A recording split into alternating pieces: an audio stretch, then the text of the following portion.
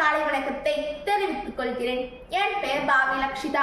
நான் 7ஆம் வகுப்பு ஏ பிரிவில் பயில்கின்றேன். இன்று நான் அறிவியல் அதிசயங்களை பற்றி பேச வந்துள்ளேன். கட்டை வண்டியில் கடும் பயணம் அன்று, கடை நொடியில் பின்னை தொடும் பயணம் இன்று. நெருப்பில்லா சமையல் ஏது அன்று, நெருப்பில்லா சமையல் உண்டு என்று. மனிதனுக்கு உதவி செய்யும் உபகரணம் அன்று, மனிதனையே வழி நடத்தும் கனி என்று.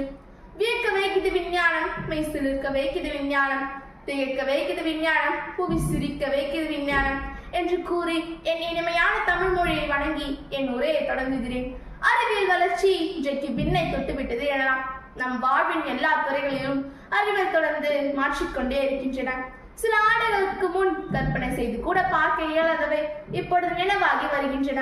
மனித குலத்தின் நல்வாழ்விற்கும் உலகளவிலும் மிகச் சிறந்த வரப்பிரசாதமாக அறிவியல் பெரிதும் உதவுகிறது. பழையன கழிதலும் புதியன புகுதலும் என்பது அறிவியலுக்கும் பொருந்தும். இன்றைய நாகரீக வளர்ச்சிக்கு பெரிதும் துணை புரிவது அறிவியலே. அறிவியல் எல்லையற்றது, ஆராய்ச்சிக்குரியது, அன்றாட வாழ வளரக்கூடியது, என்றும் வாழக்கூடியது.